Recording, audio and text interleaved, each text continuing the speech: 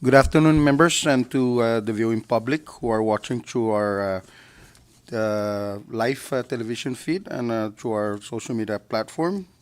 We rise back again from yesterday's recess on our standing committee on Ways and Means. And before we left off on yesterday's recess, we were on our last item under item 5, new business, item C, House Bill number 24-72, entitled to impose a remittance transfer tax within the Commonwealth of the Northern Mariana Islands, equivalent to the federal excise tax under 26 USC subsection 4475, to ensure equitable revenue captured from outbound remittances, to strengthen compliance with the federal fiscal policy, and for other purposes. At this time, the chair now recognizes the author of the legislation, Floor Leader Marisa Flores. Thank you, Chairman, and thank you for my colleagues for allowing the recess while I improve my substitute. And I believe everybody has a copy, and if you could allow me to explain portions of the bill. As you know, the federal government, under the administration of President Trump, has already implemented the 1% levy on all remittance leaving the United States of America. So in order to comply with such levies, the Commonwealth now is also faced to present itself and make these adjustments to comply with the federal mandate. Now, I know that there's going to be some static and maybe opposition. However, the bill is not intended to punish. It's intended to be a reinvestment. And when we're looking at that reinvestment, what does that mean for us? That means putting money back into the scholarship. That means putting money back into NMTI. That means giving portions of these monies and these levies to financial literacy courses. That also means providing a percentage to the health network program in which everybody in the Commonwealth, regardless of what country of origin you are, avails of these programs. That also involves programs such as Medicaid and NAP. So with that short summary, on page 3 of the bill, we talk about licensing. As of right now, there is one money service business that is registered with the federal government under the Federal Register FinCEN, and they already automatically pay into the 1% that is applied through the federal government. However, on the local side, you have several remittance companies that are not registered with the federal government, therefore not paying into the federal mandate of the 1% in levies of outbound remittances. This bill addresses that.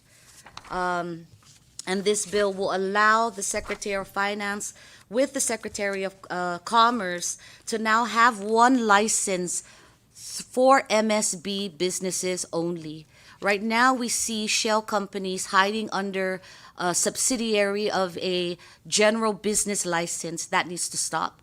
So we take care of that barrier. We make sure that the Secretary of Finance and the Secretary of Commerce have the needed framework and safeguards to ensure that the taxes levied the fees levied are collected and is fair. We also address the portion of double taxation where the businesses that are paying the 1% are now exempted from this, therefore eliminating the double taxation argument and leaving those who are not paying directly into the 1% levy through the federal government now paying the 1% to the local government. We've also included a de minimis threshold that all monies less than $50 will not be subject to the levy. Also in consideration with our brothers and sisters from foreign countries. We've included a hardship and humanitarian exemption. We know that there are times when certain employees who are working here as long resident employees have to send money to their homeland because of typhoon and whatever disasters. That's also emphasized here, and there is some language for the agencies to develop the exemption so that this is applied accordingly. I've spoken about the federal alignment on Section 109, and that is to prevent the double taxation. It's listed there on page 9, Section 109. Registration and reporting requirements on page 10, Section 110. Enforcement authority, again, leaving the Secretary the powers to do that. And I do understand, Chairman, that this will have to go up to the Senate for their approval. Therefore, possibly looking at some amendments. But at any case, I ask that my colleagues support the passage of this bill, and that any other amendments that could be made, we can make that in a discussion with the upper house. So before I answer any questions, I'd like to, say a few words, if that's okay, Chairman. Please proceed. Today, I'm here in support of implementing a small outbound remittance levy on funds sent from the CNMI to countries outside of our territory. This measure is fiscally responsible, fair, and fully consistent with federal law. First, the consideration, I'm asking them to consider the scale of outbound remittances.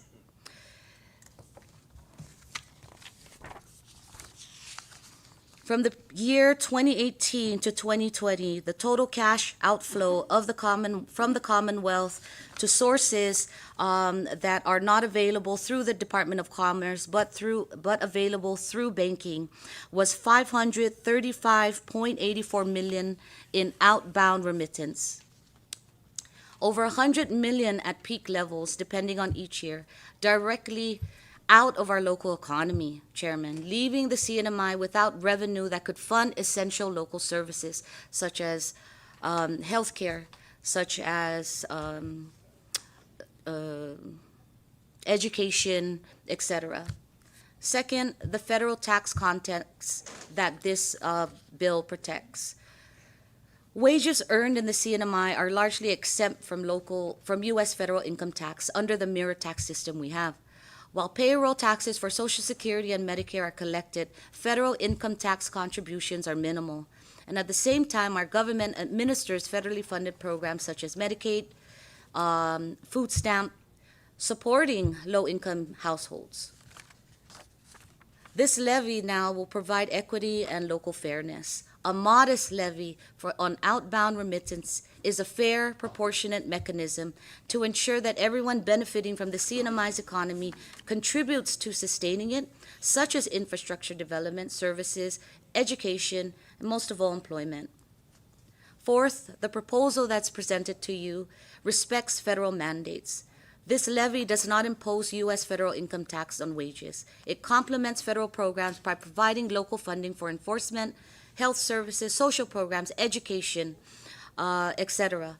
We are following the federal model under 26 U.S.C. Section 4475, adapting it for our territorial context to enhance revenue without conflicting with federal law.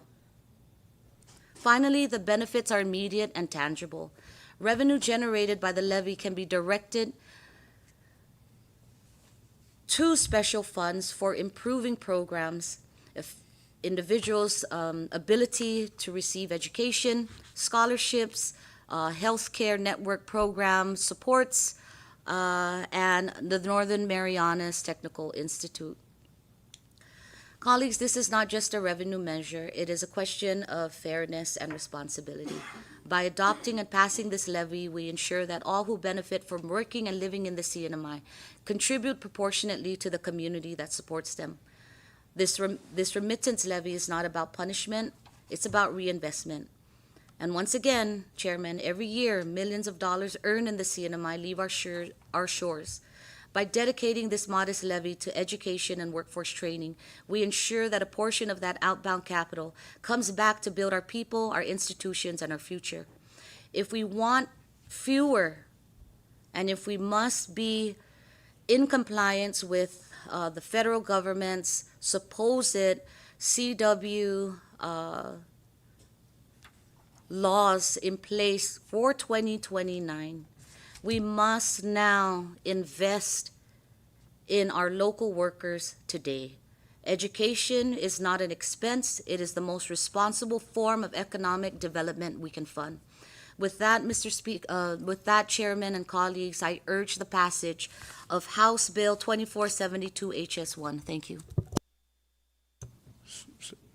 Second, the author of the proposed legislation has offered a House substitute, and it has been seconded.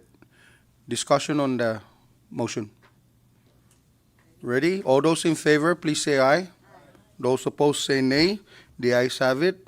Motion is adopted. We are now on the main motion, House Bill 24-72 in the form of House Substitute 1, and at this time I recognize Representative Joel Camacho. Thank you, Mr. Chairman. With the adoption of that House Substitute 1, I hereby move to adopt a committee report for the passage in our next session for House Bill 24-72, House Substitute 1. So move.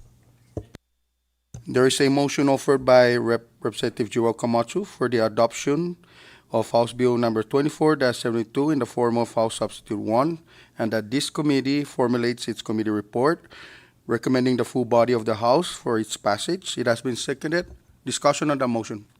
Ready? Thank you, members. All those in favor, please say aye. Those opposed say nay. The ayes have it. Motion is adopted. So thank you, members. That takes care of our agenda from yesterday. And at this time, moving along in our order of business, we are now in, there happens to be none on item 6, announcement.